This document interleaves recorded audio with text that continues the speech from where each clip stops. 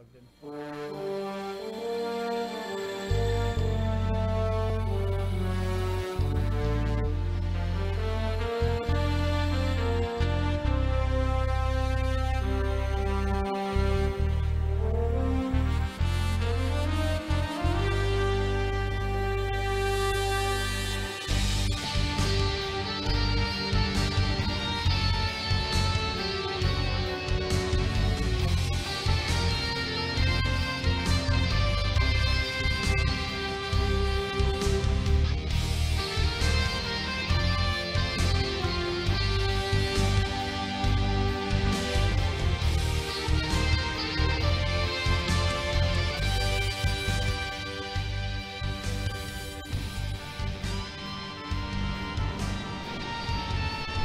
Oh, hey, Cursey Flush, what's going on? It's Crow here. We're going to be doing a bit of D&D. I don't know why it started out like this. Michael's over there smiling. Look at that. That smile on his face. I don't know if you could... Can you see it over here? You could see it on the stream? A little bit. Yeah. So you're the almighty... High CPU use is detected. Oh, no! Fucking hate this computer. Anyway. Welcome back to Courtesy Flush. We're going to be doing some more D&D. Thank you, Aubrey Hodges. We're going to be doing some D&D, picking up where we start our campaign this time, so that way we actually can kind of like interact and everything. And Michael went through all the trouble of actually putting together all of our character sheets here. Do you have your phones? Whatever electronic device, I sent your character sheets. They're saved on my Google Drive. I do, but I didn't know that would be. Oh no, it's all right. This is where your character sheet would be. It's just for reference. You don't have to like keep it on. Yep. It's just so that way if you're like, oh, let me check my sheet, you can bring it up. So I just have mine queued up. So we're doing. What are we doing, Mike? What are we doing? Yeah. What's? Am I setting the scene, as it were? Yeah. All right. Let me make sure when I'm starting. Power forces, greater bridges. Okay. Okay. I'll read out the background. And I think that'll set us up for a little bit. Sounds All right. good. So, more than 500 years ago, clans of dwarves and gnomes made an agreement known as the Phandelver's Pact, by which they would share a rich mine in a wondrous cavern known as Wave Echo Cave.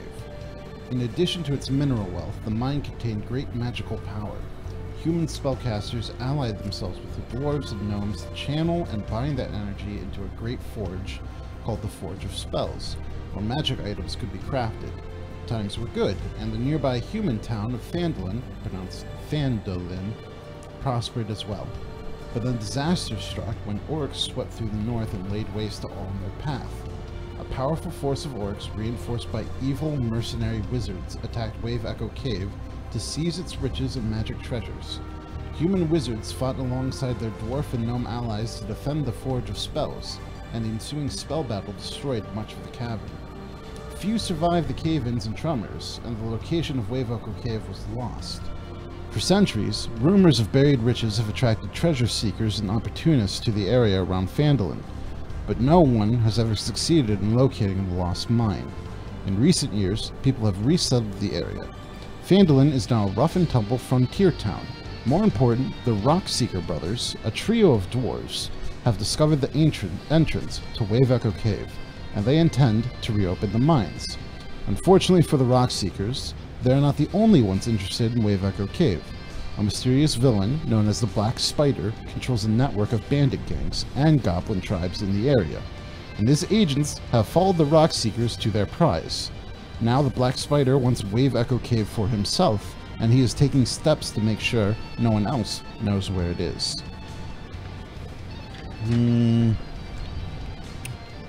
Ooh. So, all of you right now are sitting at a table, Okay. in Phandalin. It's a table in a local tavern. I'd say medium-sized. You have most of the place to yourself. It's quiet enough, and you're all waiting for Gundren Rockseeker. Now, the reason you don't know each other, you've never met before in your entire lives, or maybe you might have. Who knows? But this is novel. But you all knew Gundren for interesting reasons. Olivius. Gundren was actually one of the first people to give you a spell book. And he required your herd's escort services many times. He's a traveler. Him and his brothers. So you came to know him through that. Mass. Through through meeting you just by random in a tavern and picking up one of your light shows, he actually got you some bookings at a couple of different and lucrative performance venues, and he's been a not a constant agent, but a good source of information and a fan ever since. Crow.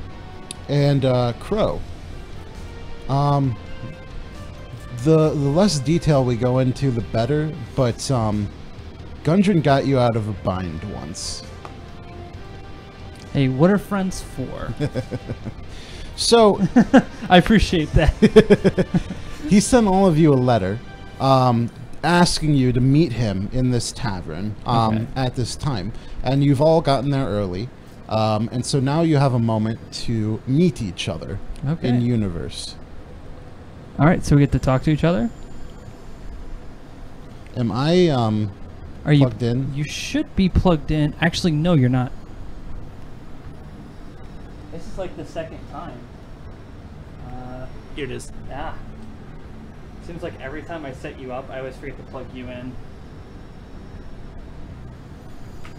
There you go. Okay. There you go. Now you can hear everything. I'll turn you guys up.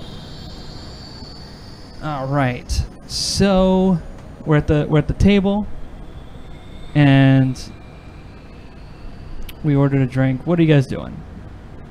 I'm sitting at the table. You're not sitting at the table because you're a centaur. And so I immediately go. I'm just looking at you like. I am getting in everybody's way because I'm. Excuse me.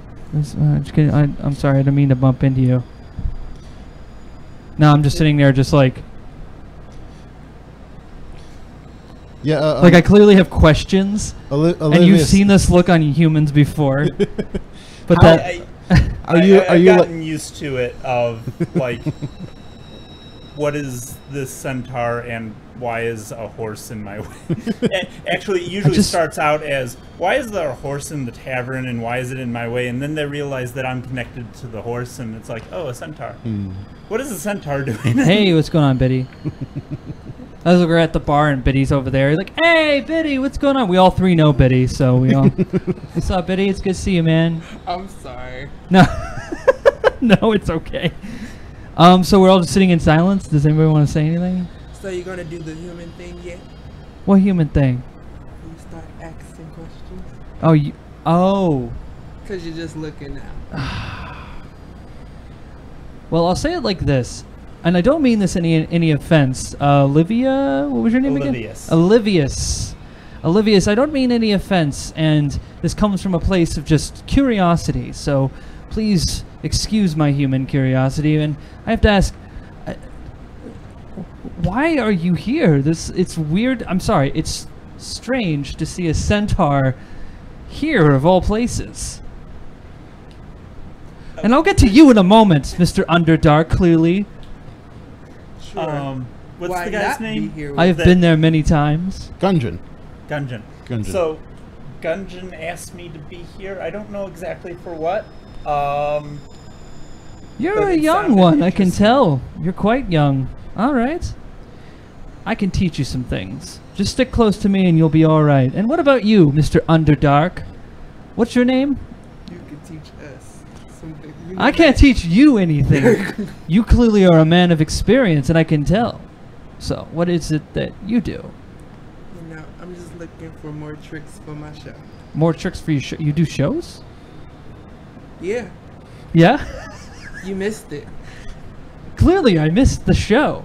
But just humor me. And my question is, what exactly do you do? I'm doing it now. I I won't. attract attention. It's just like one of those. Oh, it's one of those things. Well, I have to compliment you. You do have a wonderful look about you. You're almost magical. It's a part of the act. But I have to say that it's not the first time that I've met mages. You know, my father once was a mage. Back in his day, he used to teach me some pretty powerful spells. I forgot them over my years of traveling, and you know how the old pepper grayed hair gets a little bit of the memories lost with it as well, unfortunately. But I'll tell you what, I did do some tricks back in my time. You're a fast talker. What do you mean I'm a fast talker? You sound like you have money on your mind, so let's get there.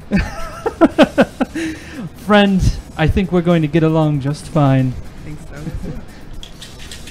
So that was the very shitty the rock It's made Norm bell. for Cheers. That's what Biddy said. Biddy! Gundren walks in, the door, the bell rings, just a little chime as he walks in. Of course it does. He's a very stout dwarf with very fiery red hair. He's very heavy, and so as he's walking over, not as heavy as Olivius, mind you. Olivius had to walk very gingerly over the wet, but he's a dwarf and not accustomed to grace of any kind, and so he's just kind of stomping over to your table, and he's just rattling the floor as he walks over, and he sits down and he's like,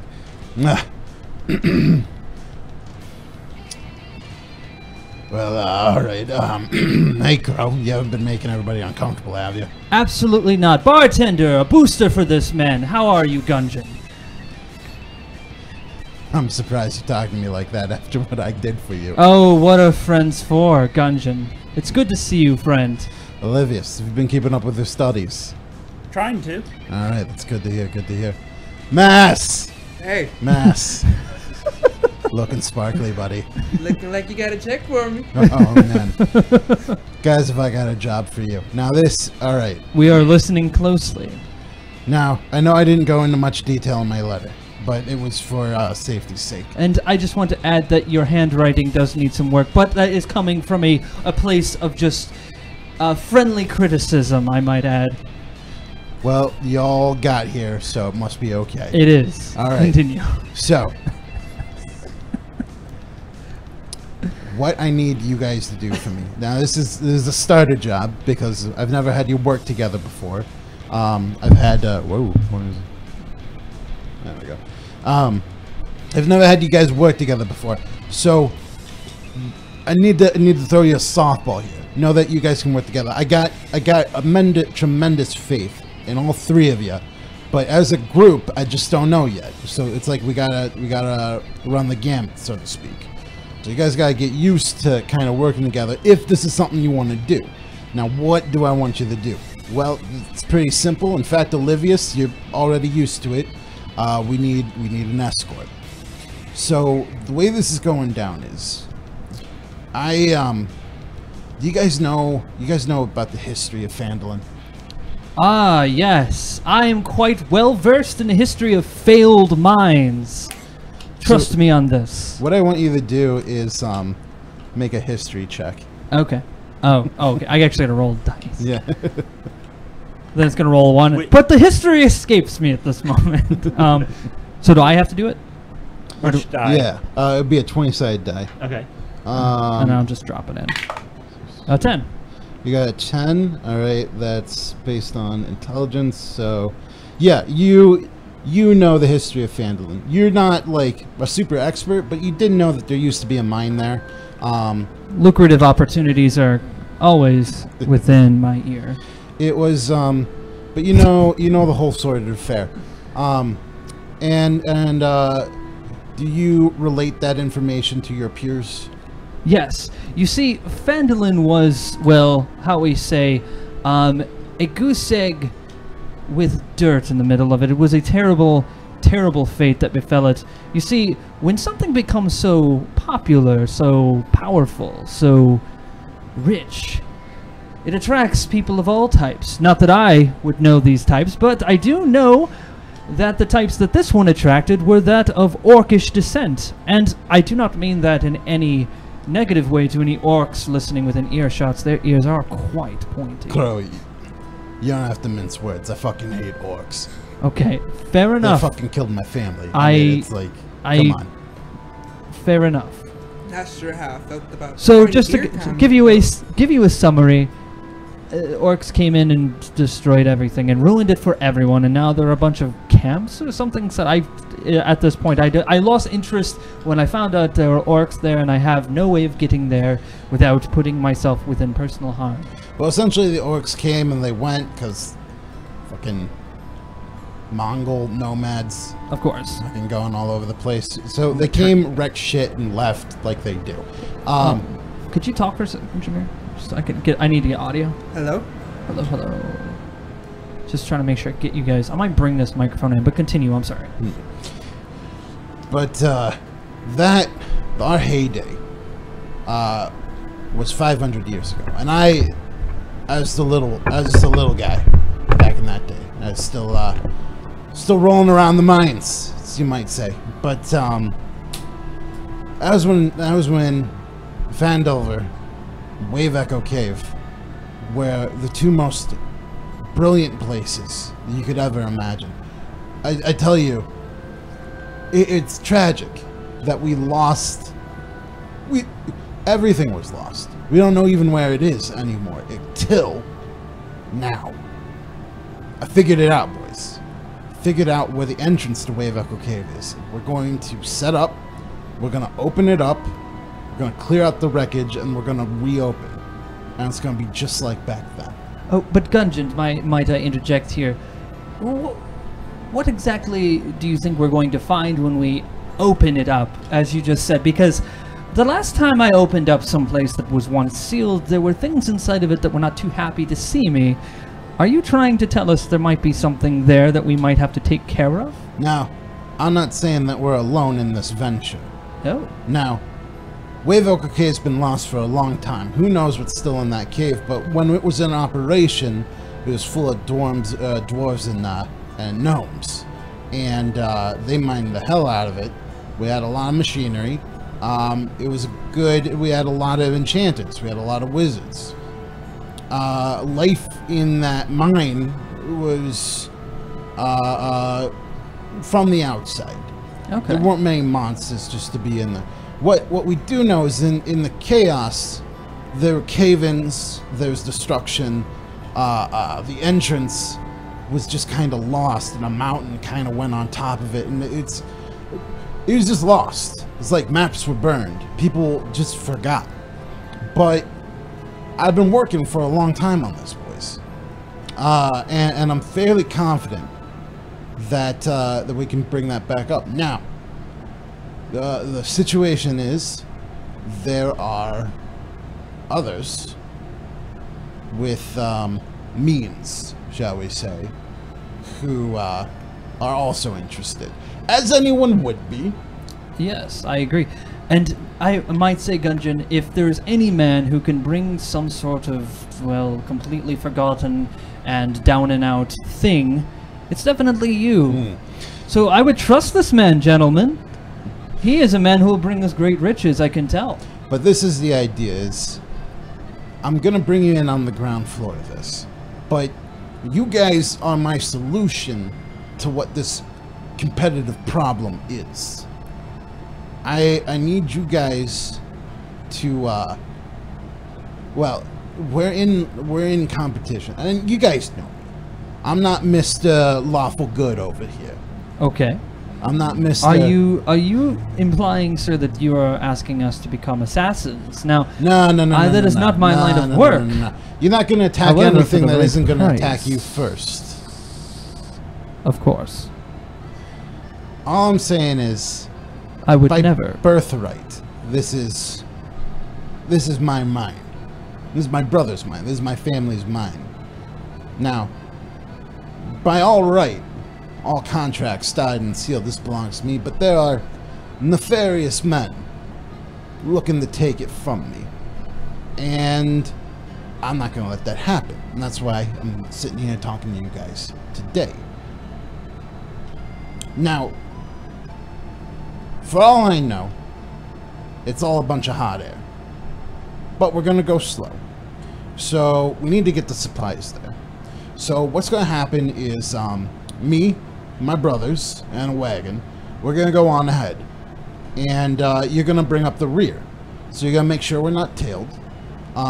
Because they don't know where it is. So if they know, but they know that we know where it probably is. So they're going to be trying to tail us. They're going to be trying to ambush. So we're going to go ahead. We can take care of ourselves for the most part. But they're not going to be coming at us. They're just going to be trying to follow along. So that's where you guys are going to come in. You're going to be bringing up the other wagon with a bunch of supplies, just basic stuff, explosives, pickaxes, you know, mining equipment, Of course. rations, shit like that. And by no means, like, we need that shit. So don't fuck that up. But your main objective is to pick out these people that are probably going to be scouting us out. So that's set to go tomorrow, boys. So we'll leave at sunup. You wait a little bit longer, maybe half a day, and then you'll fall behind. And I got you the maps. He hands you the maps that you need. And the wagon's just outside. So why don't you guys rest up? You'll be in good form, and you can get to know each other a little bit more. Maybe have some drinks. Except for you, Olivius. Just kidding. It's on me, so get whatever you want. All right.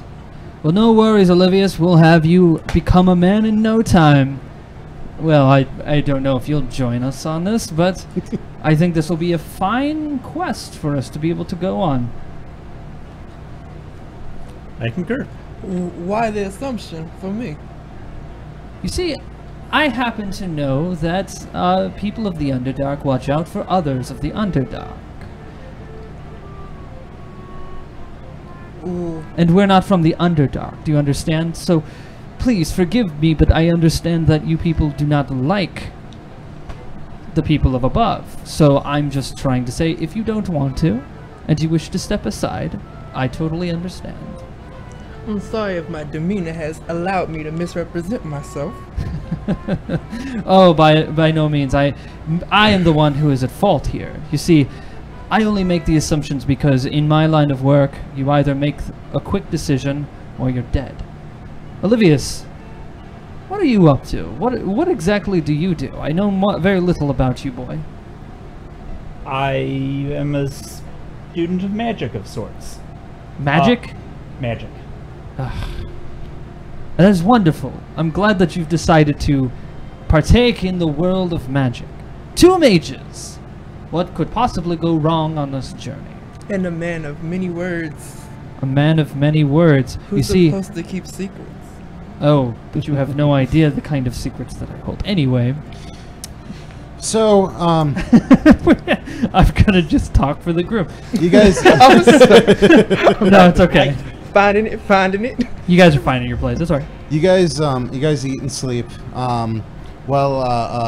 Mass, you don't so much sleep as meditate. So you, instead of like going to bed at like when would sunup be? Let's say 6. You start meditating at maybe like 2 in the morning. You can tell about what time it is from where the moon is in the sky and looking at stars and shit. Olivius, you probably bed down in you probably find some hay somewhere because there's a lot of, everybody's got horses, and I don't imagine you'd be too comfortable trying to get upstairs into a bed. No, I've learned over the years that, at least in cities, a well-cleaned stable stall can be made into a fairly comfortable dorm, at least for a night or two. It's cheaper too. Crow, you probably take a bed at the inn. Mass, you go wherever you want to. I do take a bed at the inn. I happen to know this innkeeper. He has he's helped me out quite a bit and set me up with a nice suite. All right. One of the best, I might add. Best for a kind of Wild West outlawless Phandalin. It's just in ill repute, and I mean, it's comfortable enough. There's a candle. You got a bedpan. And what more can a man ask for? The luxuries of life that the world can afford you. Unfortunately, there's a drunk and a whore in the room next to you, and they don't sleep. So. Of course not. The sounds of midnight, as I like to call it. Anyway. I sleep like a babe. So with one eye open. let me summarize. And a hand on your knife underneath your pillow. Yes. So you guys rest up, and Gundren leaves, and he also tells you that don't worry about him, because he's got a hired escort. You guys you're doing your job. He's got an actual bodyguard. Okay. He goes by the name Barry Blue Jeans. That is a great name. Barry Blue Jeans is his hired sword, so to speak. So he sets out, and he's just a way that it's set on the map, and you wait a pretty appropriate amount of time, and you take off down the road, the high road. It's south of Neverwinter, and you've just recently veered east along the Tribor Trail. And you've had no trouble, and you've spotted no trouble. You've been keeping two eyes out for everything, and everything's looked pretty normal so far. But you know, not only with Gundren's warning, but you also have heard that this territory is dangerous. Again, why would Olivius's herd be in such demand if it wasn't? There's bandits, there's outlaws, and they've known to highwaymen along the trail. So that's kind of the situation. So you're on alert. You're going down. Any particular, like, what's your formation? What's like your marching order with the cart? Well, I'm just sort of walking alongside Olivius, talking as usual. And at this point, Olivius has probably got annoyed with me. I don't know what your deal is. Not so much annoyed as I'm like tuning out like every other word or so. Of course. Telling you about my many exploits. I've seen this hill. You see back there I met a nice young woman who is... So is Mass driving the cart? I guess I'm walking in front. Well, who's driving? Oh, you mean like driving the? I didn't know you were driving the car. Yeah, you got the wagon. Well, maybe who's driving the wagon? Maybe Mass could be up there, like just like floating, driving it. I don't know. What would you like to do if you want to drive it? It's like he glows, right? So kind of Rudolph. Yeah, he would be driving it, right? Going through the day, aren't we? Yeah, we are. No. So he would just be driving it. No, yeah. So you just be on top of it, just holding on to the reins. Where have you positioned yourself, Olivius? Are you in front? Are you next to the side of the? Because it's like a covered, almost like a covered wagon. It's like two horses to drive it, and that's what Olivius is up to. He's got the rein, or not Olivius. That's what Mass is up to, holding the reins. So where are you?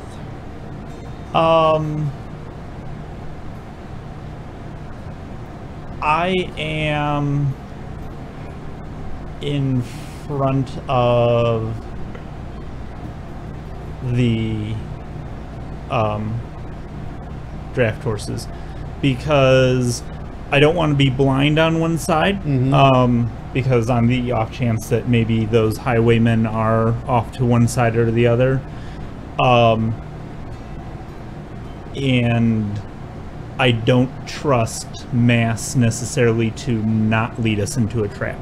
Well, and you wouldn't be wrong, because Mass, being from the Underdark, can't see very well in direct sunlight. So it's actually kind of funny that he's driving because he's half blind up there. But what you are lucky enough He's a is better that driver than I am. there's a lot of tree cover, so it's kind of shady here and there. You've had a little bit of trouble. Luckily, when it's very bright, there's not much to run into. So, and the horses have kind of naturally been following Olivius anyway. Crow, you've just been kind of hovering around Olivius, but keeping an eye out too. So you've got your marching order formation. You're looking out. So you're on the Tribord Trail, and you've been on that trail for about half a day, and you come around a bend, and ahead of you, you see two dead horses. They're sprawled about 50 feet ahead of you, and they block the path because this is a it's kind of like a ditch, almost like an almost natural ravine. There's thick brush on either side, so it's just like and then trees above that, so it'd be difficult to kind of climb up. I mean, you could manage it, but it's almost like a tight little what would you call it, choke point. The dead horses are blocking the path. You can see that there are several black feathered arrows sticking out of each horse. And the woods, like I said, press close to the trail here. And there are steep embankments and dense thickets on either side. What do you do? Well, immediately I halt the convoy. All right. Because I recognize trouble when I'm looking at it. And I also can detect trouble too because I am trouble. And I say something along the lines of, you know, if I was one to ambush, this would be the spot to do it. However, I wouldn't be doing it against three powerful people such as us. I'm only saying that in order to save us here, so it would help if you guys would help me. I also draw my bow, knock an arrow to. I have my hand on my weapon. Is there any way I could do like I got my hand on my knife as my go-to. I could pull out my short sword, but I'm ready for the knife. Okay. But I was also gonna say, can I do investigations at all? Yeah, that's so you're still a way out. Let me see, because I'm still trying to manage this. Because I have a pretty high perception. Yeah. So what you can do is go ahead and make a perception check. Okay. 20 side. Yep. 18. 18 plus what? Yeah. Okay. So with geez, you pretty much read the scene. Well, you know, okay. My so perception is incredibly high. I'm very good at detecting traps and seeing things. Yeah. You know that both those horses, those were the horses that belonged to Gundren Rockseeker and Barry Blue Jeans. So those were the horses that they were riding. You see shit strewn about them. It looks like everything's been looted, and you know it's the arrows that killed those horses. You don't see Barry or Gundren anywhere. Let's see. You also know that those horses, even from 50 feet away, you can take a look. You can tell they've been dead for about a day. They're not fresh dead. They've been dead for about a day. That's go ahead and make an investigation check. Okay. Let's see what I come up with. 16. 16, and then is it +4? All right. You recognize those arrows. You recognize those arrows as because they're black feathered. They're I don't want to just make up shit about how whatever, but that's kind of my job. You just know that goblins, specifically the goblin tribes in the area, have a penchant for fletching their arrows with crow feathers. And they seem to be of the short bow variety. You don't think that these are from longbows. Again, goblins are more handy with short bows. They fit their stature. That's what you pick up from the investigation.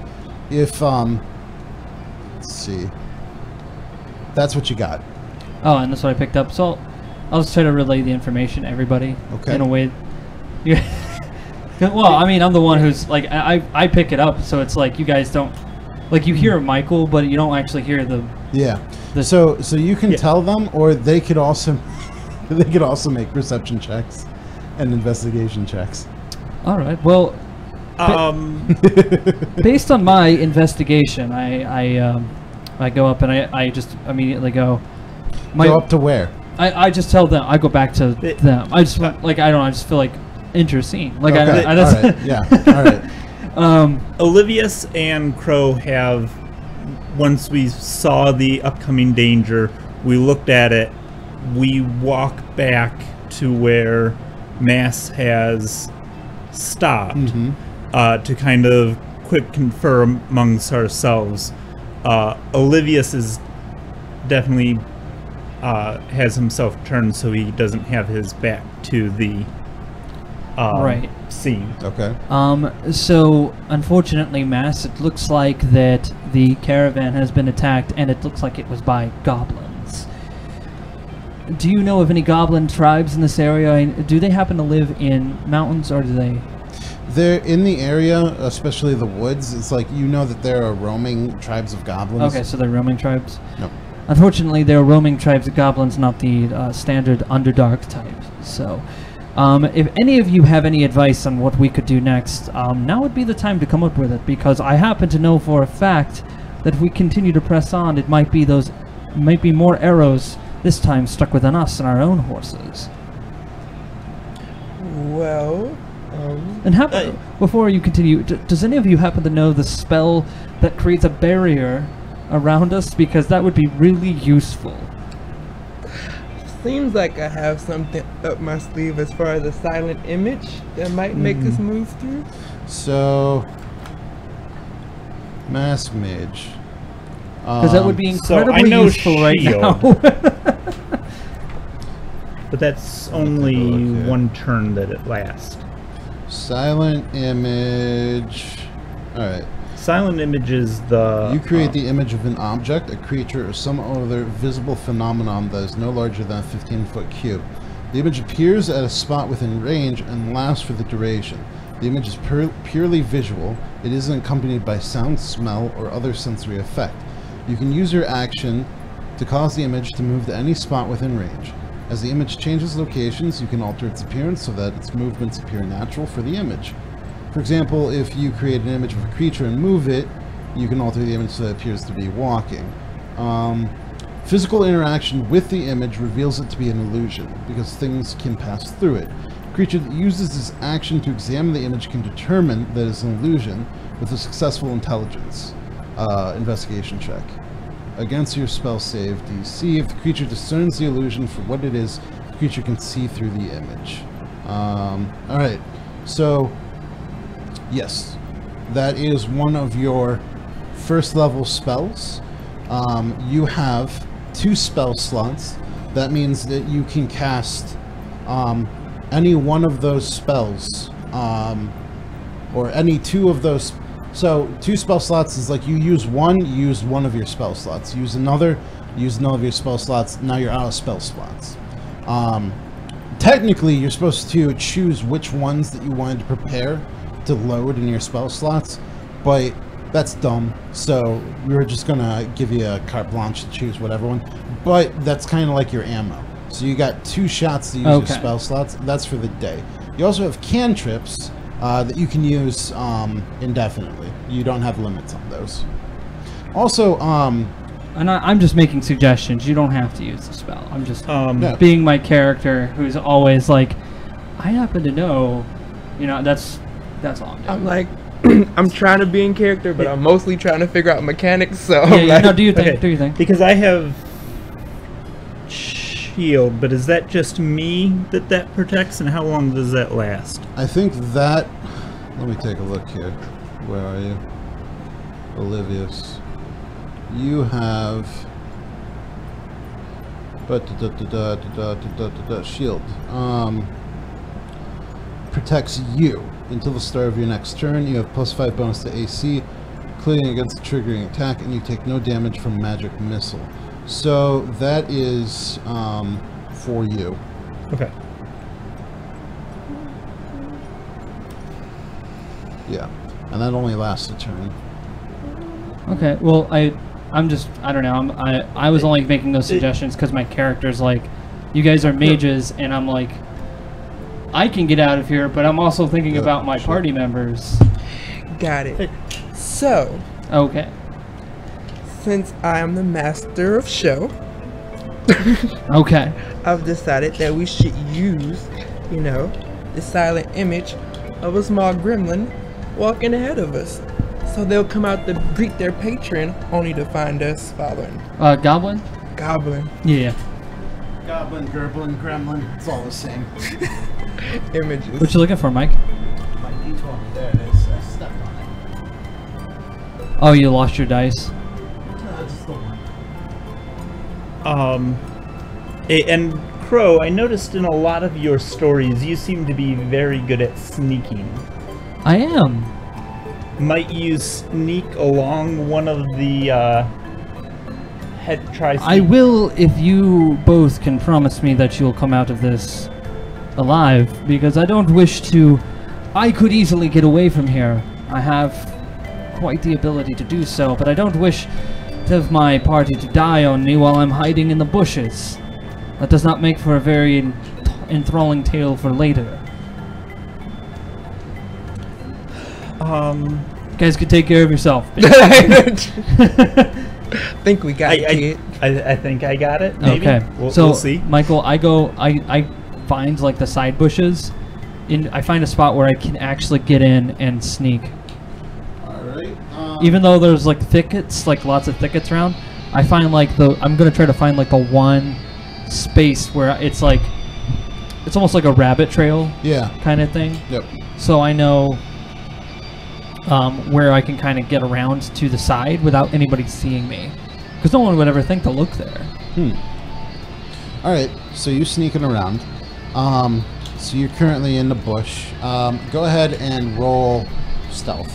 Oh.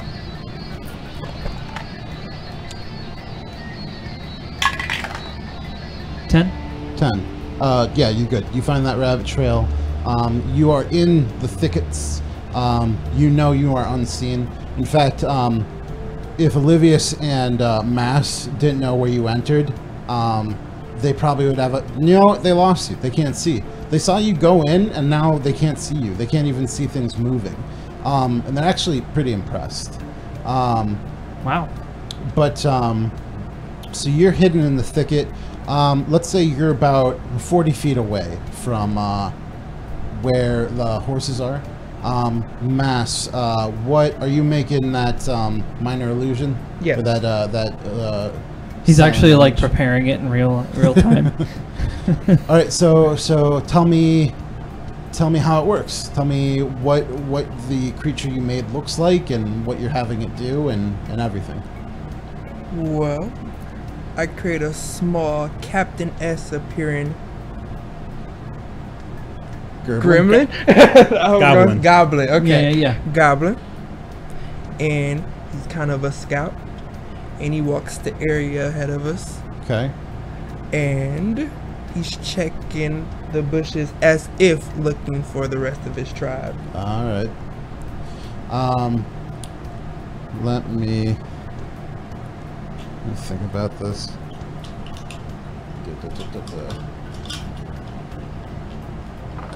What is your... Let me look up the stats on that real quick. Oh, that's not you. That's Crow. That is...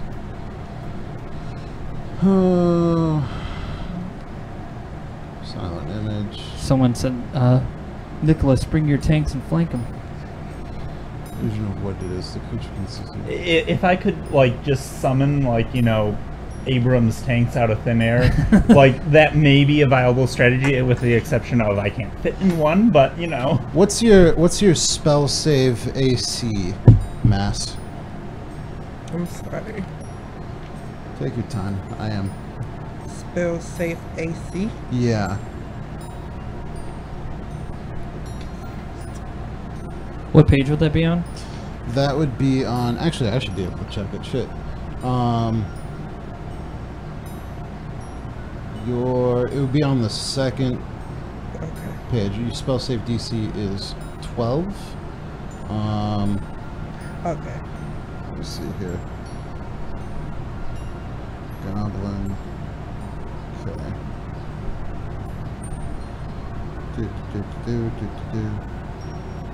15-foot cube.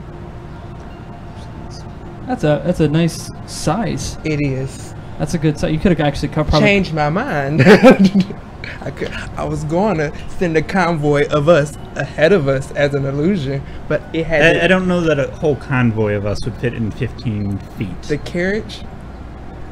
But by the time you get horses in there, Yeah. like a single horse is I was right probably To think small. 6. Alright, so, Miniature horse.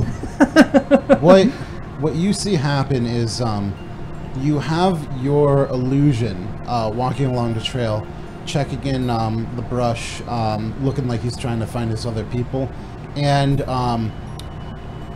Crow, not from very far from where you are, you see a little bit of movement, and an arrow shoots. And you know what? Let me see something. I should make a...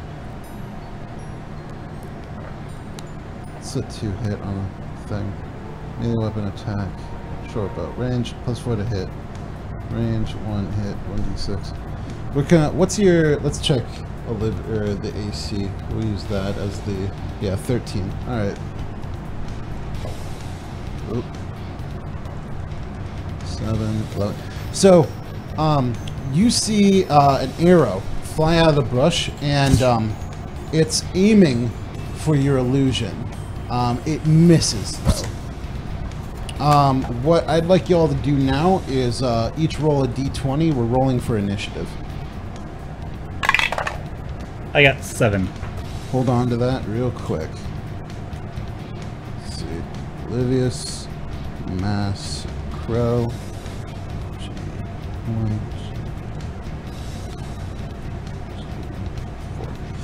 Okay, you got a 7? Correct. Okay.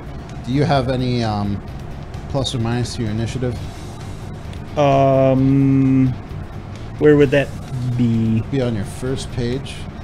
You have a -1 to your initiative, so you have a 6. Well, that's not very fair, but okay. Yep. Where do you see the initiative? Initiative's on Middle your- column, yeah. top. First page. Oh, okay.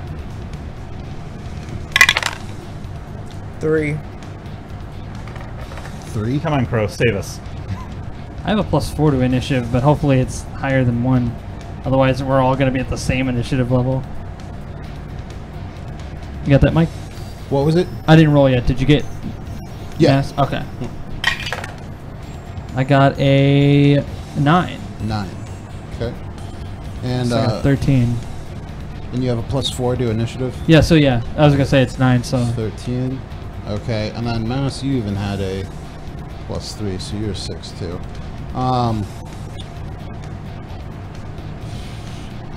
Mass and Olivius roll again. Oh, my bad. 11? Well, I rolled an 11, so that's like a 10 then. Okay, yep. 18. 18. Damn. Now you roll high Okay, for the tiebreaker. so, they... Alright, so you still don't see the goblins. But that illusion, they're on edge, and Crow, you got a good idea of where one is. You don't have eyes on them yet. All right, so what's going to happen is... Can I shoot at him, or...? Not yet. Okay. All right, so... I'm gonna take my best shot. I've never practiced combat before, so I'm not even sure how. Okay, so... It's my dexterity. Not bad. Pretty stupid. 2-hit is... I should print another dice tower for myself. How long did that one take? A day. 7. Okay. You see an arrow aim for the illusion goblin again, but it misses. You see another one go, and it hits the illusion, and it goes right through it. And so at this point, your enemies know that that's an illusion, and they're going to ignore it. All right, we know that there are enemies nearby. There are enemies nearby. Let's see here. Oop. So... No, actually.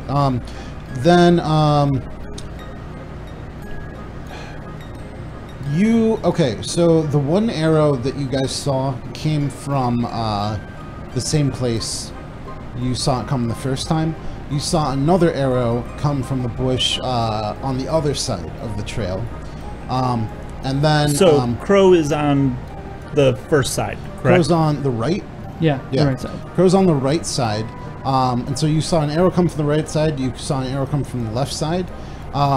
Mass and Olivius, go ahead and... Actually, all three of you make a D20 roll. We'll call it perception. Okay, I rolled a 10. 10. Which, what was... I saw perception. I believe I have... no. It's I don't know. Ah, there it is. So I should have a plus 5. Yep, okay.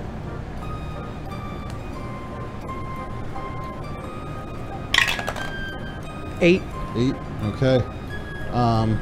And Crow, you roll 2. 15. 15. All right. Olivius, you pick out on the left side some movement.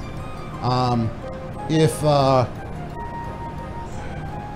the horses were 50 foot away from you, then the movement where you see is now about 35 feet away from you. Okay. Before you saw it, kind of, that's where you are. Crow, how far did you move up from where you entered in the brush? I moved up about halfway between the two camps. Okay. The two parts. You immediately see some movement, and go ahead and roll stealth. Okay, rolling stealth. I got a 1, so that's... That's okay. So that's a critical failure. So this is... But I have 6+ to stealth. When you roll a 1, it's a crit fail. Oh shit, okay. Go for it. So, whatever happened here, you must have got excited, because this is way out of the ordinary for you, and you don't even kind of realize it's happening, but you're wrapping yourself up in your cloak. You see the movement coming towards you, and you move to kind of get into a hidden position, so you know whatever's coming, you were going to get the drop on them. Like, you were going to get it perfect. But you stumble. I don't know what was there. It was something that got over your foot, or maybe a root or something. And you collide headlong into a goblin. And so you guys smack into each other. And, let's see, that was his movement. I bet he's just as surprised as I am. He is pretty shocked. We both are. I'm like, hey man, I thought I was gonna be sneaky. And let's say even he's like, yeah, you have like 6+ to stealth. How did that happen? You've both been knocked prone, and that means your speed is halved until you take a minor action to stand up. The goblin is immediately going to. I have to look up what being prone means. Knocked, prone, D&D. Conditions. I just have to see what that means. Blinded, charmed, deafened, fatigued, frightened, grappled, incapacitated, invisible, paralyzed. Petrified, prone. Prone's creature only movement option is to crawl unless it stands up and thereby ends the condition. Creature has disadvantage on attack rolls, and attack roll against the creature has advantage if the attacker is within 5 feet of the creature. Otherwise, the attack roll has disadvantage. Okay, so the goblin isn't even going to set up or going to try and stand up. He's immediately trying to attack you. Goes in. What's 14 versus your AC?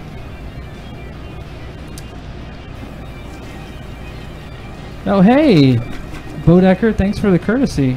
He's being curious. Your AC is 15, so he just, man, if you weren't on your game, before, you are sharpening up real quick, because that thing nearly took your nose off. He swipes at your face, but you get a little bit of movement in, and it misses you completely. Lucky me. And so that was okay. And now, Crow, it's your turn. Okay, I need to take a minor action to stand up. Okay. So how do I do that? You just did it. Okay, I stand. I take a minor action to stand. I don't think that invokes a thing of opportunity, but yeah, we'll say it doesn't. All right, you stand up. Okay. Actually, you know what? Let me look that up. Okay. I better. Does standing invoke opportunity attack?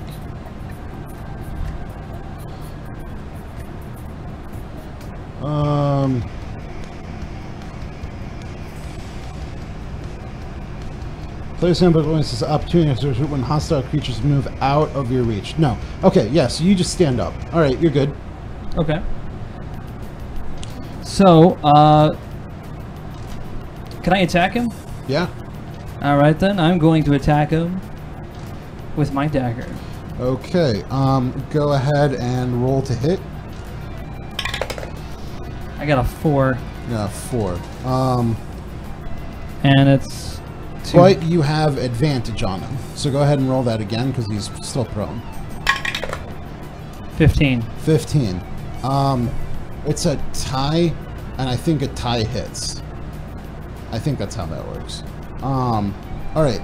So, go ahead and, what are you attacking him with? My dagger. Your dagger. Okay. So, that is, attack bonus to the thing, plus 4 piercing. Okay, so go ahead and roll. Actually, I think you got plus 6 to attack anyway, so... Yeah, I do. Attack bonus is plus 6. Oh, okay, alright, yeah. So go ahead and roll a d4. Oh, shit. Can you give me the d4? Thank you. Look at this interesting little... That treat him. I got a 4. Got a 4, so that's a 4 plus 4. Man, you're still mad that getting stealth didn't work. And usually you're in better control of yourself, but something kind of unhinged at this point. This brings back flashbacks about when I fired that bow. You took out your dagger and you fucking stabbed that goblin right in the throat. And his blood is squirting all over the ground, and some of it gets on your arm, and he's just kind of looking at you like this wasn't how it was supposed to go down for him. He's like, he didn't expect to die like this, and it shows on his face. And so you just killed that goblin. And now no one will know about my critical failure in stealth.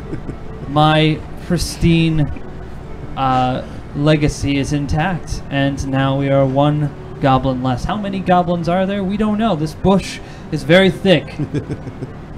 But I killed one of them. You guys are welcome. I don't yell that from the bushes, by the way, because I'm still hiding. I'm just saying that to myself. Your internal monologue is working overtime. I'm saying it to myself, you know, knowing that in some cosmic way, you guys know I'm being smug from the bushes. You're like, you know what? I don't know where he's at, but I know at this right moment, he just got real smug for some reason. Hope he's over there It's like, taking can I care make of himself. a perception check for smugness? I'm joking, but Okay, well now, oh, this is 3.5. Never mind. Okay, but I'm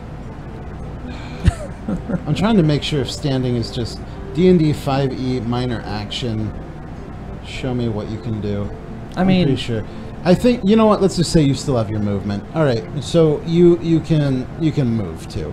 oh, okay. Yeah. So, I'm going to advance, but I'm going to be sneaking ahead. Okay, go ahead and roll stealth. 15. 15. You sneak ahead, and you actually. Let's see here.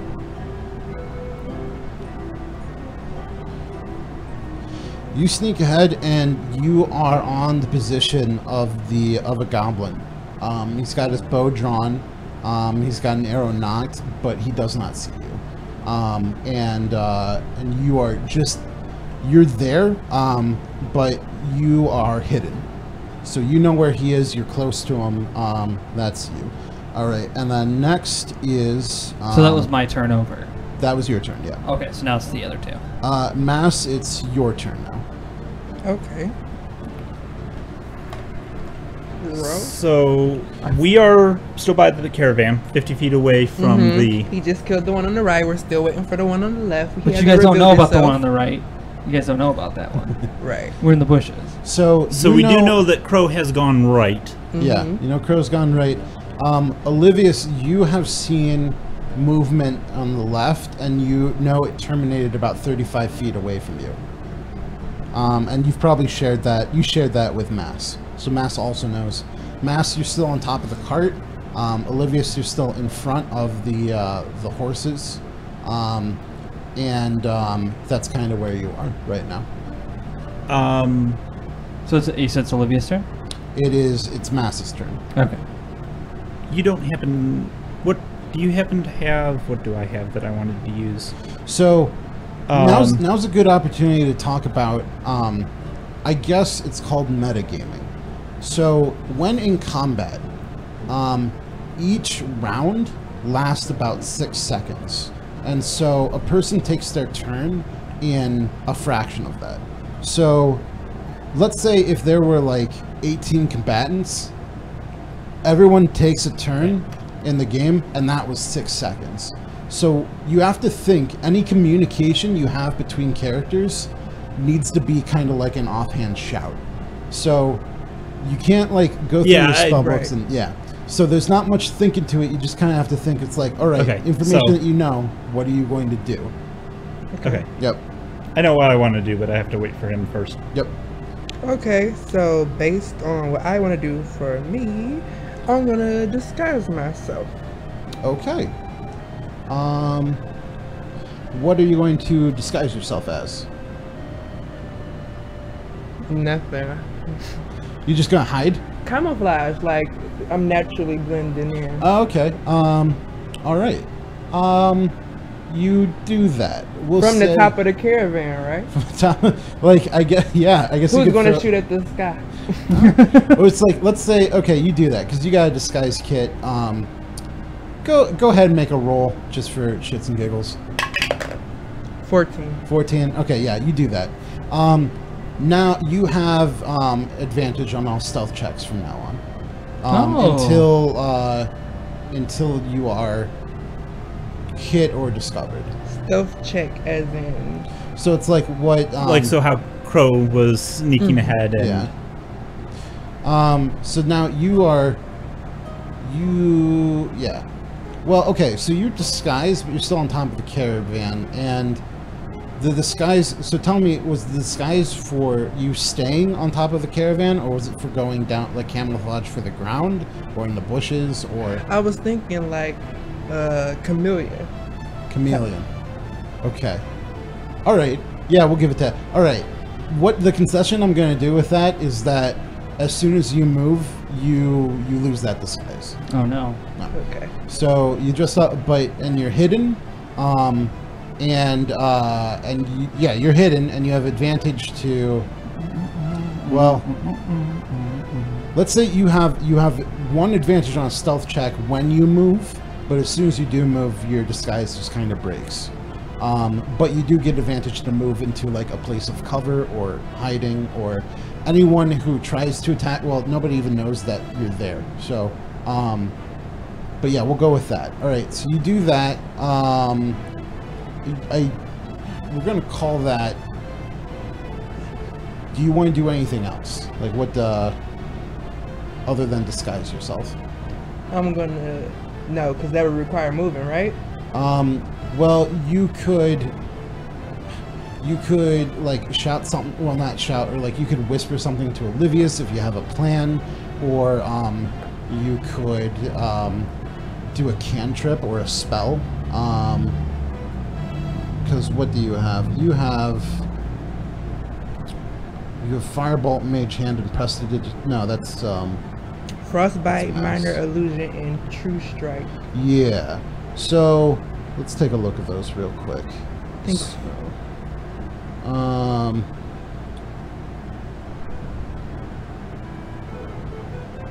So Frostbite's just kind of an attack. True Strike, brief insight to the target's defenses, and you could try and use True Strike. Well, no, you couldn't use True Strike because nothing's in its range. You could try to use Frostbite, but you don't have an idea of like where the goblins are. So, yeah. Sounds. I mean, you could try you could try casting a spell in the direction of like where Olivia said that you saw. You'd have disadvantage on that roll to hit, but it might work out. But then again, instead of like you'd still be hidden, but then whoever's out there would see where that magic came from, and then they'd have an idea of where to shoot arrows. The Frostbite? If you did Frostbite, let me see here. You cause numbing frost to form on one creature that you can see. No, and so you can't even. Well, you know what? I'll say that you can, but you're going to take disadvantage on it. So you could try Frostbite. I could try to attack, blowing my cover, and I don't know where I'm shooting. You wouldn't necessarily blow your cover. It's just that whoever would be watching would see frost cover the ground, starting from the wagon, going towards the position of where you're aiming, and so people are like, "What the fuck? Like, there's something there." And so, if they tried to attack you, they'd have disadvantage because you're hidden. But they, just like you have an idea of where they are in the bushes, now they would have an idea where you were on the caravan, but not well enough that they would have a normal chance to hit you. Cool beans. So I'm gonna use Frostbite. All right. And throw my friend alley-oop there. You cause numbing frost to form on one creature that you can see within range. Target must make a Constitution saving throw on a failed save. All right. Let's just call that. Go ahead and roll the d20.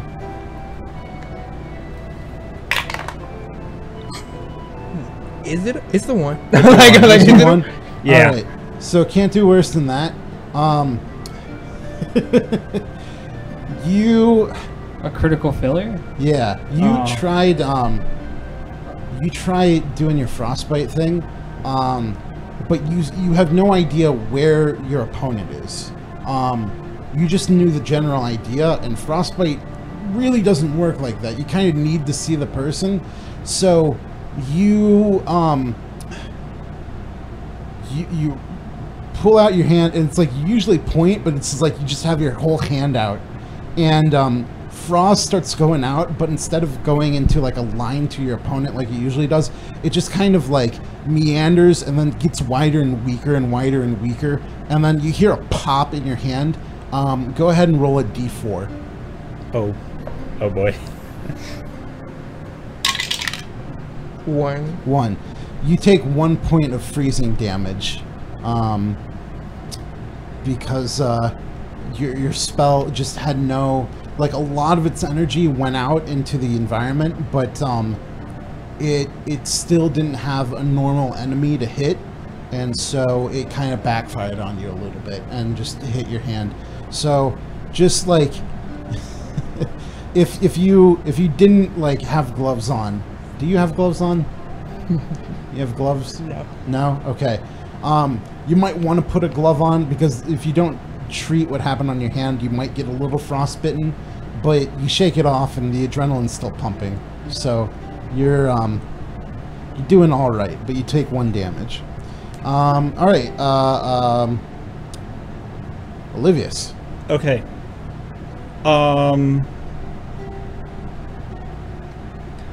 I cast Firebolt. Firebolt. With the intention, so at that where I saw on the left. Where you saw on the left. Okay. With the intention of, if I don't hit them, maybe setting the bush on fire might scare them out. All right. So go ahead. Which bush, by the way? On the left. Thank you.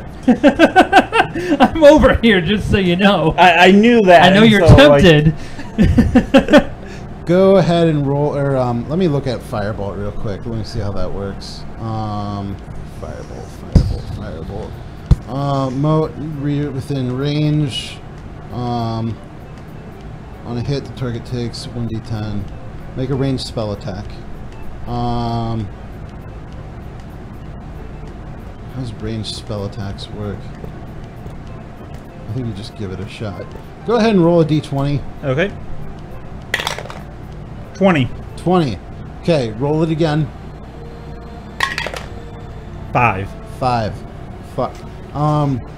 Because a 20 would have been really cool, but you have disadvantage. We're all just like fucking failing at our best things. So, you hurl that fireball out, and you're trying to direct it the best you can, but you're aiming at something you can't see.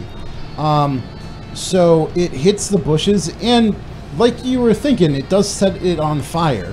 But nobody's popping out yet. Do you want to move? Do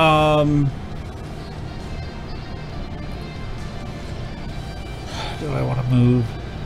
I wonder, is Overwatch an ability? No. Well, because I was gonna say he could like Overwatch with his bow. It's not exactly Overwatch. So what you can do is you can decline to take your turn in the order of initiative immediately. So like you could wait for another one, and then when they finish their turn, you could pop in like at any time afterwards. But no, there isn't like a general Overwatch of just like knock your bow, get ready. Yeah, so if he sees one coming out, he can just fire on them. Mm-hmm. I mean, that's what I would do if I had fire and a bow. I'll double check to see if there's like an Overwatch ability, but I'm pretty sure there's just kind of, again, because like there's not much time to just prepare and like hunker down for just an Overwatch. All right. We're going fast. Yeah. So do you want to hold your position or anything else that you want to try and do?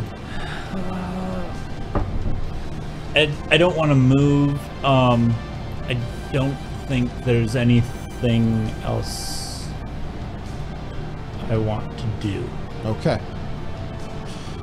All right. All right. So let's see. Can you feel like you were getting judged by the DM for doing this? Because that's what that felt like. No, it's just like so all I know is like in 5th edition you have like your movement, you have your attack, and then you have like a minor action to do, like, I don't know, pick something up or throw something to somebody or do something. And staying still is a perfectly good option, especially when you guys are wizards and you have like 7 hit points. All I know is to offer you the options. So it's like, I'm the annoying little thing. It's like, are you sure that you want to end your turn before you make a movement, even though it's a tactically sound choice? No. For the group. All right, so let's see. Let me check. You said they have 8 health points. I got 7. I'm pretty. You have 7? Yeah. Shit.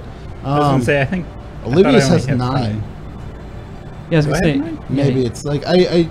So what I did is I originally made your Centaur race in Orc Pub, but then it erased it because I saved it locally at the library.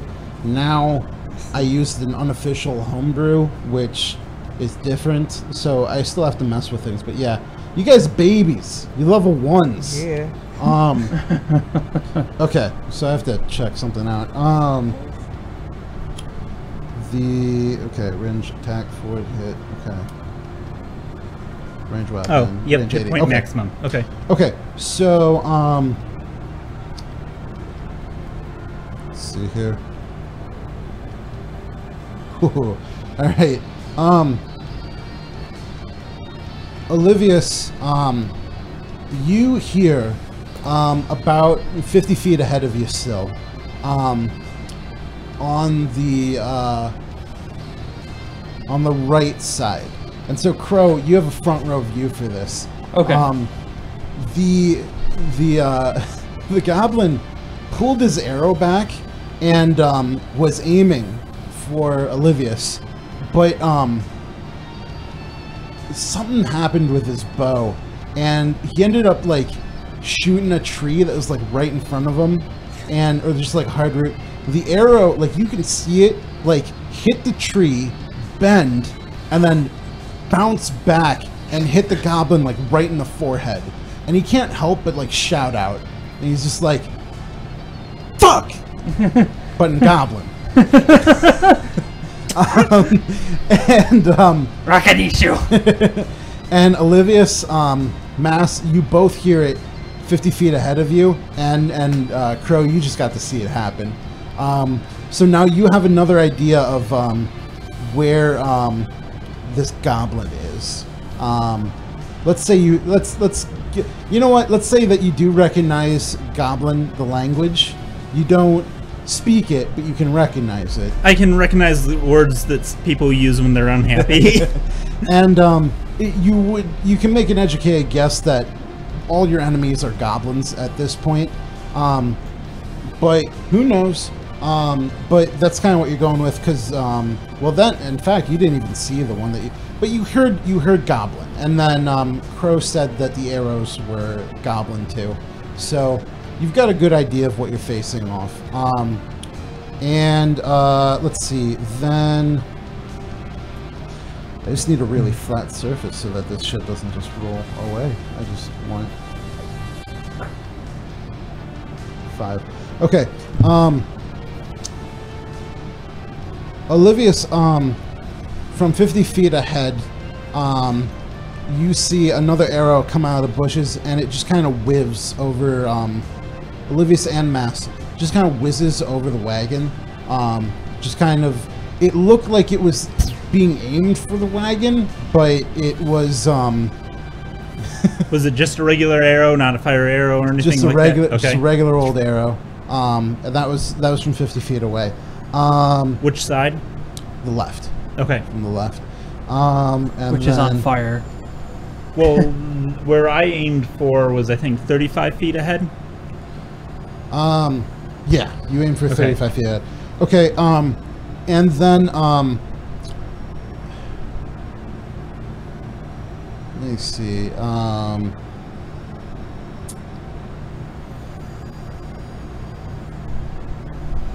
then from 35 feet ahead,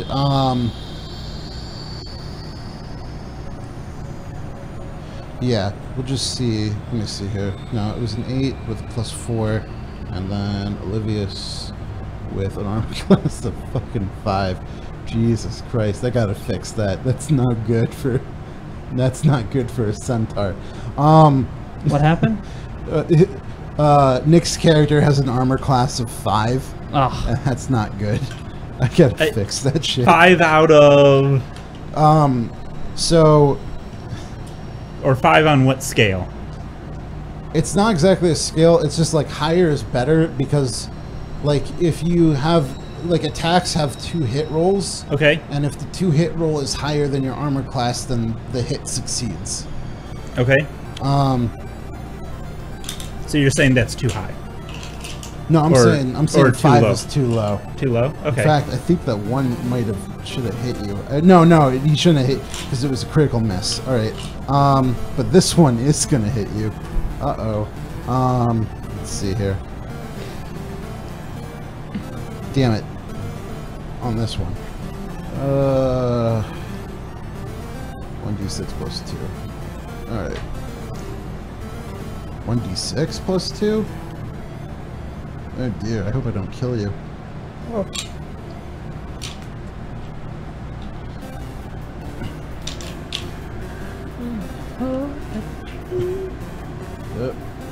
I saw 1. Alright. An arrow flies at you. Hits you right in the hip, Olivius. You got a lot of meat on you. And it hurts like hell. You take 3 points of piercing damage. But you aren't, it's not like you're crippled or anything. It hit your big upper leg meat. So that's, you got an arrow in you now. Which, like, actual back hits or like front kind of transition region? Back hips. Okay. Yeah. Yeah, because it came from the left side. Near where your fire is burning now. Okay. Yep. Okay. And now, Crow, it's your turn. All right. So, what's going on? I'm in the bushes and I'm still hiding. They can't see me, but I do see a goblin in front of me, who is unaware that I'm here. I'm basically invisible. Yeah. And he's just firing away at my friends. What do I do in this situation? I am going to try to sneak up behind him and attack him with my dagger. Okay, that's called sneak attack. Do I have that? A 1d6 extra damage on attack when you have advantage or another enemy of creature is within 5 feet. And yeah, that's exactly right, because you've got advantage because you're hidden. Go ahead and roll a d20. Will do. Just change the soundtracks here. Alright, rolling a d20. 19. 19. Alright. I mean, what's left of this thing? That, let me check on that d6. 1d6 extra damage. Alright. So, go ahead and roll 1d4 and 1d6. Oh, 1d4 and a 1d6? Yeah. Can I roll them at the same time? Yep. I got a 2 and a what? What's that other one? Both 2s. 2 2s. 2 2. Man, that dagger is thirsty for blood. Just like out of the shed, like if somebody was watching from the front of the goblin, it's like a hand comes out from behind him from nowhere, and like you're holding the dagger close to your arm, kind of like. So you had it close. Let's see if I can get it on camera. You have it close to your arm. It comes out, and it's like you hinge out your hand so it's around his neck, and you just slit his throat. And he just falls over. He's bleeding out. He's doing that gurgle thing, and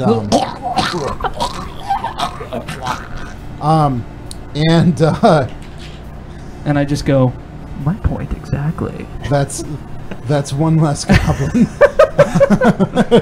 I say it quietly so no one can hear me. My point exactly. All right. Anything else you want to do? Can I go back into hiding, or am I still in hidden mode? You're still in the brush. I'm gonna say any other enemies probably don't have eyes on you. They're probably concerned or think. You're up by the horses now. There's not much cover from the right side to the left side. So if you want to start like checking them out, you're gonna have to like expose yourself. Like let's say the horses are right here, right? And then I'm over here. and then this is the bush here, and then back here is like a fire that Nick started. Yeah. And I'm like right over here, and there's the horses. What if I was to like align myself up around the back side and sneak around? You can give that a shot. Because I don't know like what's on the other side, because they're shooting at us from the bushes. Yeah. Were there any coming from around behind the horses? No. Okay, It's like, so where you killed that goblin. I can always just like, you know, fucking push like. Yeah. Fucking World War II style, just up against the side of it. Yeah. No. From where you just killed that goblin, the arrows that you saw coming from the left side was just kind of mirrored over. So it's like. Is there any more coming from the right side? No. Okay, so all the right side's clear. Yep. Okay, so then I'm gonna try to sneak over to the left side from behind. All right. Go ahead and roll stealth. A D20. Yep. That's a oh shit! I got a 2. Jeez. That was a bad move. So this time It's like an 8 total. yeah. This time you make sure not to step on your cloak, but you're so concerned with not tripping that you really don't put much thought into hiding, and you don't really sneak across. Okay. You're That's fair enough. I did get a 2. How far are you, like, where are you trying to go now? I was trying to go to the other bushes. Go to the other bushes. So you know you've exposed yourself, and you get to the other side, and go ahead and roll perception. Okay. I got another 2. Damn. Another 2. You have a feeling like that's where the other goblin is very close to you, but you don't have eyes on him. He's somewhere in those bushes. You know those arrows were coming out of there, but It's a battle. Yeah. Things happen. Yep. Okay. And the mass. You're up. Yes. Okay. What you want to do? Do I have stealth still? Stealth? The stealth? The stealth Yeah, advantage? you still have your stealth advantage. Yeah. So I'm going to move Okay. into the left bushes All right. to... You want to go a bit ahead away from the fire? Yeah. Opposite direction. So like the opposite of the fire. He wants to The go. fire's on the right, right? He wants to go up Oh, toward. you want to go on the right side? No, I thought the fire was on the right. Fire's on the left side. Okay. Yeah. Being sure to avoid the fire. Okay.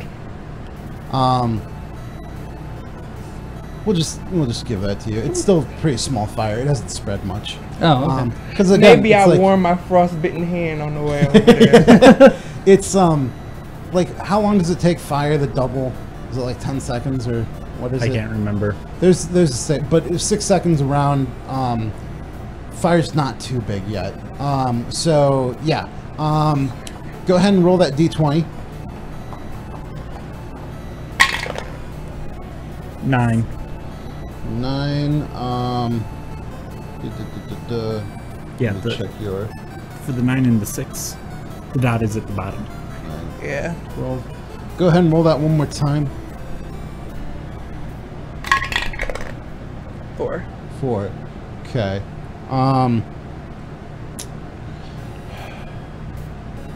This dice is just not nice tonight. I mean, until I start attacking, apparently. When it Let's just say you make your way over to the left side of the bushes. You feel like your disguise kind of blurred a little bit, and maybe you weren't seen. You get in the bushes and you're hidden for the most part, but you don't have much advantage as far as like where your enemy is, and they may have seen you moving. You don't know for sure, but you feel all right, and you're hidden in the bushes. And you are, let's say, what side of the? Let's say you're on the left side. You're avoiding the fire. Let's say you're a good. Let's say you're maybe 15 feet away from the fire. And that's kind of where you are. What else do you want to do? Do you want to do anything? So I rested last round, right? You Because I didn't move. didn't move. So you just moved, and so now you have like you could do a spell. You could do a spell. So because no, I'm not gonna use that.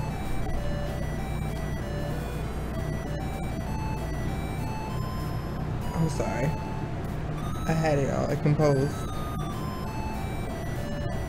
I'm gonna use. Can I use a cantrip and a spell? No. Okay. Yep. You can only do yeah, you can only do one spell a turn. Okay. But yeah, you got one spell slot left, so you could do a spell, or you could do a cantrip, whatever you want to do. I'll do the frostbite again. Do frostbite again. Okay. You aiming for where you were aiming for last time? Yeah. All right. But 15 feet further. Go ahead and well, all right. Go ahead and roll that d20. 5. 5. All right. Evil dice. This dice does not like you, man. Trying to help. And then Michael's dice like me a little bit because the people attacking me have been fairly ineffective at it so far. They just hit you in the butt. Pretty much. I could have just sat there and let y'all handle it. Well, I mean, but I you did want to be a part of the team, because, you know. You can't let people die and still get a check. You gotta earn that paycheck. Yeah. all right. So again, you can't see your enemy, so you channel your frostbolt or your frostbite in the general direction, and it comes out of your hand, and this time it doesn't waver so much as go into a straight line, and it is getting wider as it goes out, kind of like a ripple, but only in like a cone, and it goes through the fire and extinguishes the fire. Ooh, that was. And we're trying to flush him out here. and I don't think you're too worried about the We're fire. in the bushes now. Who wants to burn ourselves? you hear you start hearing the chattering of teeth, and you can't make it out, but it feels like you can see movement just like where the brush was cleared because of the fire. It feels like there's something like right beyond there, but you can't see it. But go ahead and roll what's the spell card? I can't see it, but I rested the previous round when I used it, right? So I should get one magic spell back. I just used it, whatever. No. Rest is more like you're going to sleep. Rest is when you meditate for 4 hours. Oh, okay. You're like, all right, it's Double rest time. entendres. You're gonna rest here for 4 hours. And it's like, no, I'm sleeping. Go ahead. Let me know when you're done. Go ahead Like and a rest. I was resting. I didn't move this round. Junior, go ahead and roll 1d6. Sorry. Have a d6. Oh, got a 6. Nice. 6. All right. So Nice. let me make sure I got this right. I'm gonna get something to drink. All right. You guys want anything? I'm good. Sprite or vanilla Coke or anything? Sure, Sprite. All right, Sprite. That's all I'm gonna have. You want? Nope, I got water. So Jameer, you heard those chattering teeth, Cool. and it just starts getting louder, and then you start hearing like because you hit something, Okay. and you are freezing the fuck out of it. He keeps making noises. It's gotten softer as it's just like the worst of it kind of came through, but you whatever was there, and like you see more movement. You got a real good idea of where this thing is now. You get a feeling that if you tried to attack it again when you come back around, you probably wouldn't have disadvantage on your roll. Because you got a real good idea of where this thing is. Again, you still don't have eyes, but you know what frostbite does, and you know you hit that thing really well. So that thing's like half frozen. and it's probably almost dead. Just with what you're hearing, it's almost disturbing because. Okay. Olivius, you hear that too. You hear that sound of somebody slowly freezing to death. Do I hear it? Yeah, you would too. Nice one! I'm already people know where I'm at. Nice one! You were in... I'm messing around.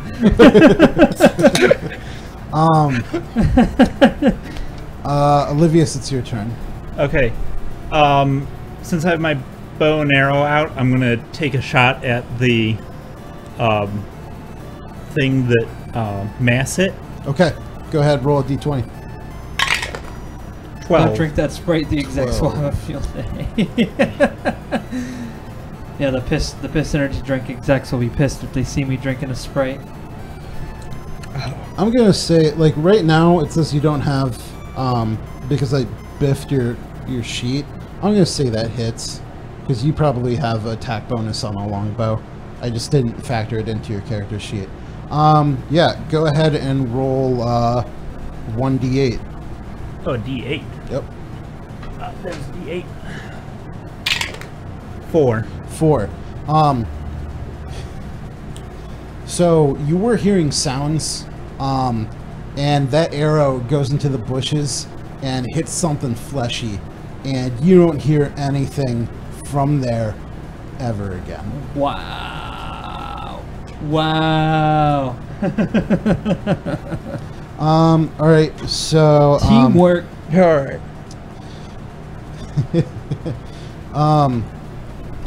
At this point, all right, so Crow, you're crossing. Let's say you were about to get into the bushes. Uh-oh.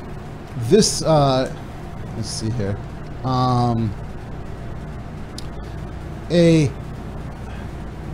Let me look at these things. Black-hearted, stealth plus 6. Let's see. What's the turns? No. Yeah, you know what? This goblin that you knew was like across the way from you, that you were making your way towards, that it comes terracing out of the bushes. Its eyes are really wide. It's very clearly terrified. It's wielding its scimitar. It's coming for you, and it's just making a desperate attack at you.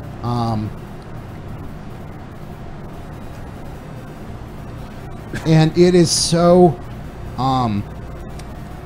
it's so addled with fear that it's like you really don't even have to move that much. He just kind of like completely whiffs right by you. That was his turn. That's a strong 4. He's That's what he said. he's just screaming now. It's your turn. All right then. I'm going to attack him with my short sword. Okay. Go ahead and roll d20. Got 8. 8. The fear is, the adrenaline is pumping through him. You felt like you had him. Don't I get an attack bonus of 6? Yeah, you did, but you still just get close. Okay. You were going for his head, and right before you were about to hit, I don't know what he did. He ducked, maybe bowed out of the way. He got out of the way of where your sword was. He juked it. Of course he did. He's really small. And he's still screaming. And Mass, it's your turn once again. Okay. I'm sorry. I don't know what you guys are doing over there, but I have a screamer!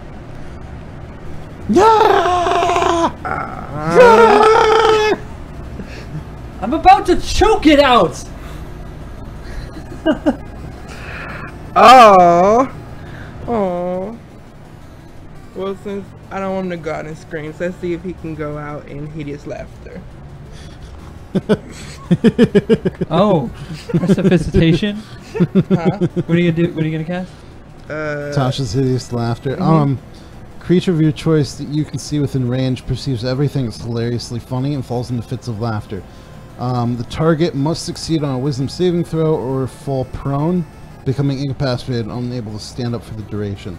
Creature with intelligence score of 4 or less isn't affected. Yeah, okay. 4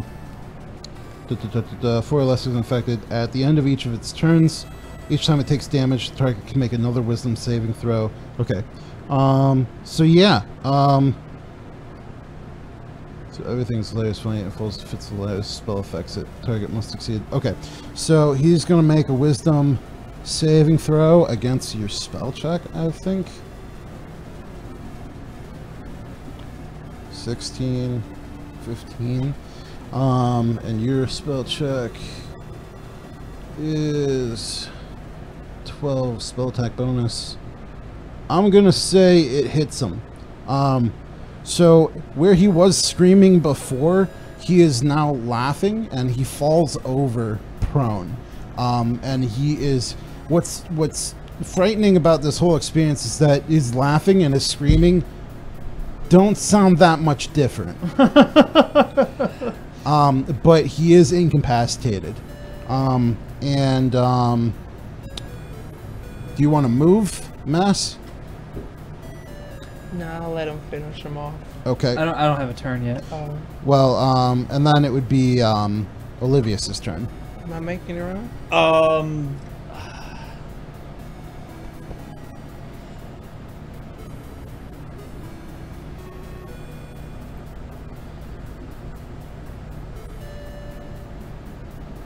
I don't want to.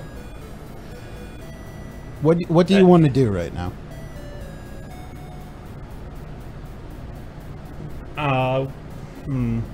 We don't know. We don't know how many. Do we know how many goblins there are? You guys are pretty sure that's the last one. Okay.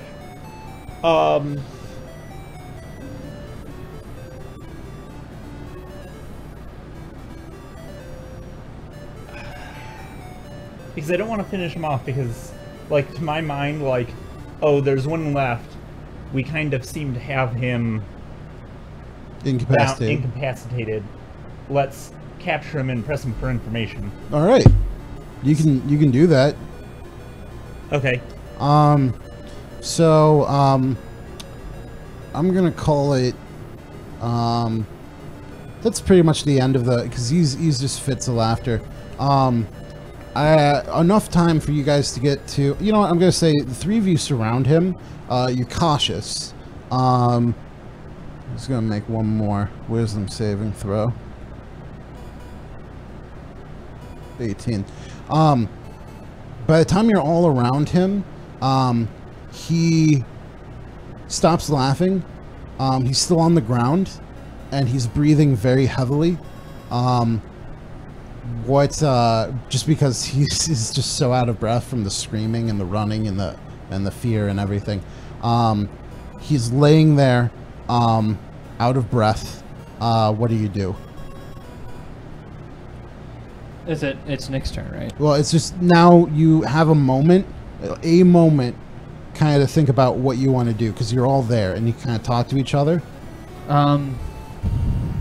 Well, that was quite the battle. I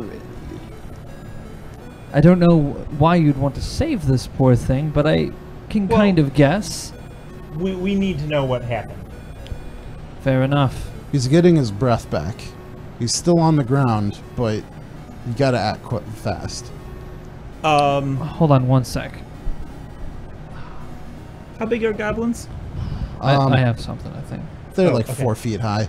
I think I used it all. I'm supposed to be able to comprehend languages, but my magic's gone. I have a hempen rope. I'm gonna tie him up. Okay. Go ahead and roll a d20.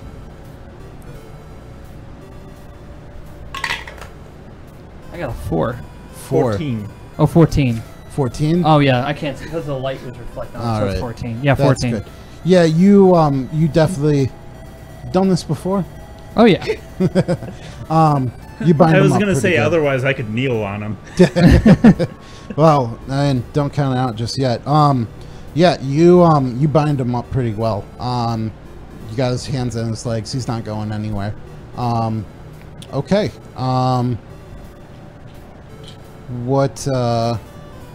What you want to do now? Do you want to ask him anything? Well, before we do that, I'd kind of like to get the arrow out of me. If one of you gentlemen would be so kind to help, because, you know... I don't do blood. Mass, could you help poor I Olivia's... don't do horse's ass. I Mocking my voice. Mass upside the head. Push it in further. Do you really do that? No.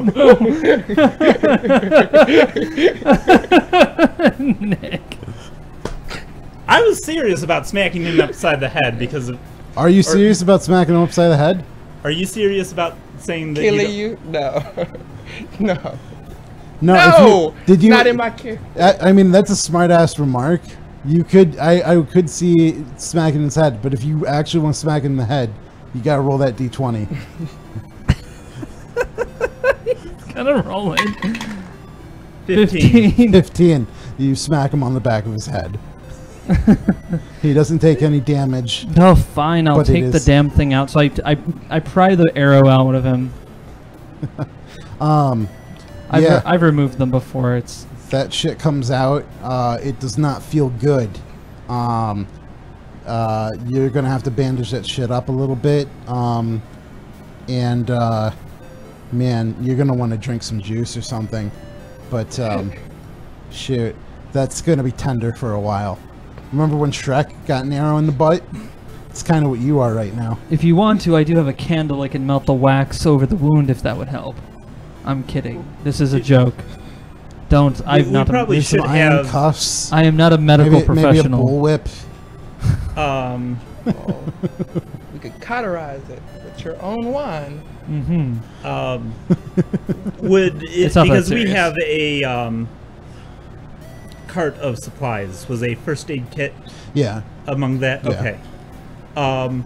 Then, so we've got the goblin tied up. Yep. Let's take him over to the wagon. Yeah, we take him over to the wagon. That way I can Yeah, bandage get it, back and I'll get up stand guard and- over the goblin. Okay. I'm very perceptive to their escapes. He's wiggling and he's still frightened. He's not screaming anymore. He's not excited about being bound. No. Or maybe he is. Who knows? But yeah. All right. So you're back at the wagon, and All right then. Can I talk to the goblin? well, you don't speak Goblin. So you could try saying something to him. Who speaks goblin amongst us? Does any of you speak Well, I this creature's language? speak- I will not judge you. undercommon and common, so I could give it a try. Okay? You know what's funny is you blew both your spell slots. Right. Like And one of your spells is comprehend. languages. But yeah. You know what? Let me double check here.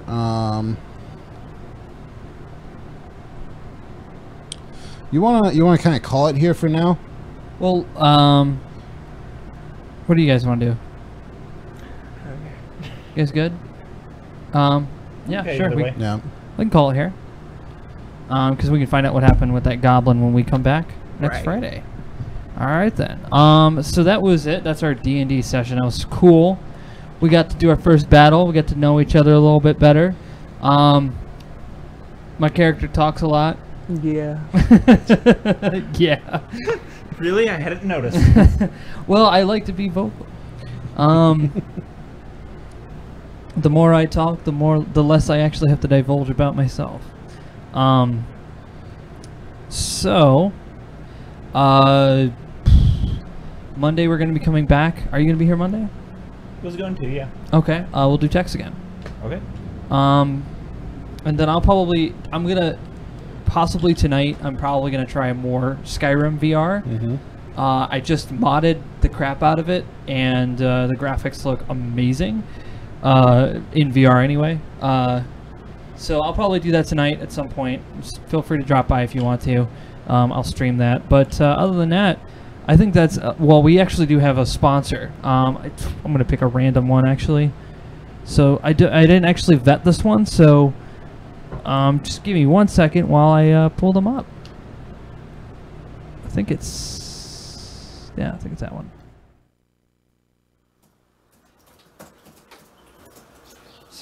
95, how does it come back? It's fucking stupid. Do things you like to and kiss the shirt. Show these I shit my pants. Fucking dear dad.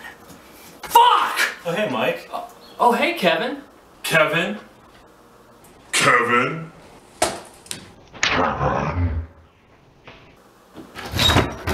What's going on, Kevin?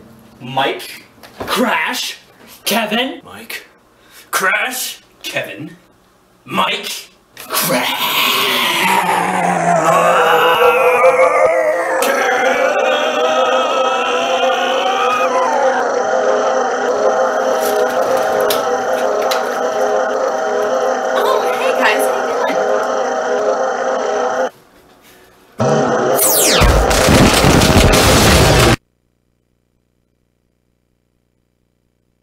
I'm really glad that gets it right, you know, on the whole every single time, because if you have to deal with a rash like that, especially in a church in front of children, I mean, hello, that's a fucking lawsuit. You know, so thank you so much to that sponsor. What were you gonna say? Well, does it need a bunch of fancy tools? No, it doesn't need any fancy tools. Good, because my dad lives in Utah now. I was gonna say, does your mom know that? She's like, oh, that's where he went. I went all through the house and I couldn't find him. He went to Utah. I mean, he'll be back, but that's where his tools are. Anyway, we will see you guys again. I most likely will see you guys again tonight, but we will see you guys again. Thank you, Jameer and Nick, for joining us. And Michael, thank you for wonderful DMing it tonight and putting together all this. Michael set up all of this stuff, set up all the sheets and prepared everything prior to the stream. So really big thanks for doing all that, dude. You're welcome. Anyway, you guys have a good night. We're going to go ahead and switch on over to this music. And then there we go. All right, you guys have a good one. And we'll see you again on the next Courtesy Flush.